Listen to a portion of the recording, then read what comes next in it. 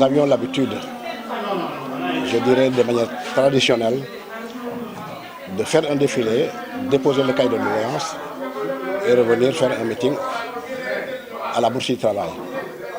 Cette année, nous avons estimé qu'ayant perdu beaucoup de nos camarades, il fallait faire le dépôt de cahier de doléances au niveau de la préfecture. Ensuite, procéder à un récital de Coran, faire des prières pour les camarades disparus, mais également pour les responsables de la CNTS et les travailleurs, aussi bien sur le plan national que sur le plan départemental. On ne peut pas parler de Mbour sans parler du tourisme, ça c'est exact. Mais également, on ne peut pas parler de Mbour sans parler de la pêche. L'informel aussi a un impact considérable dans le département, y compris aussi l'agriculture. Vous l'avez dit, c'est exact. Nous avons perdu beaucoup d'hôtels dû effectivement à la politique touristique que nous avions et qui est aujourd'hui aménagée. Vous avez parlé de 5 hôtels, j'ai l'impression quand même, sinon je pense qu'on a fermé plus d'hôtels que 5.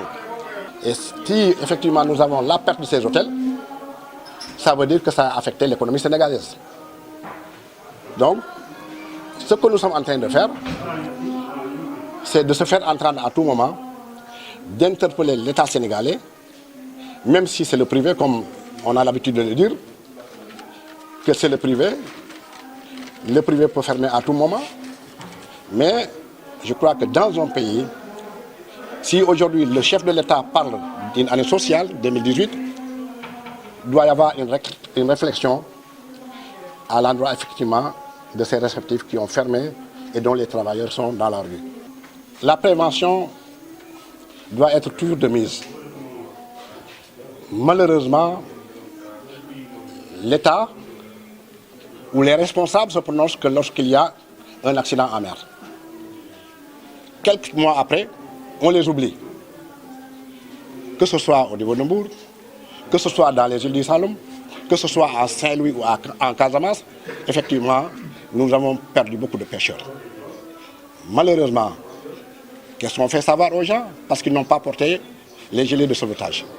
Mais je crois qu'il urge de prendre des décisions sérieuses, un suivi sérieux pour protéger effectivement ces gens-là qui sont en train de perdre leur vie et qui font sur le terrain vraiment de l'amertume, mais également une perte au niveau des familles.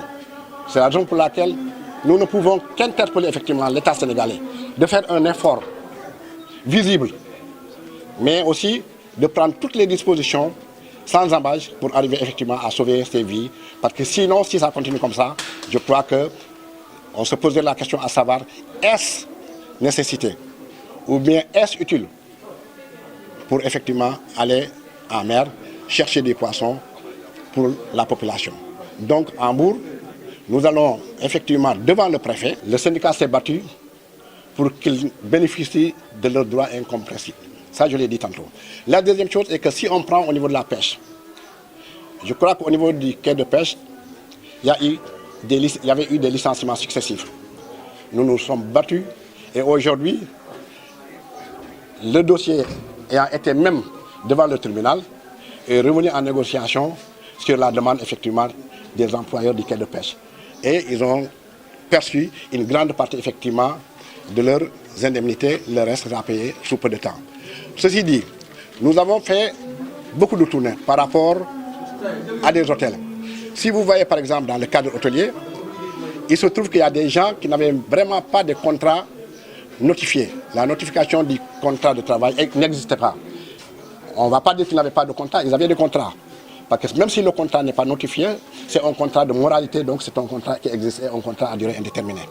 Mais nous avons obligé beaucoup d'employeurs, effectivement, à notifier le contrat et à payer le salaire légal.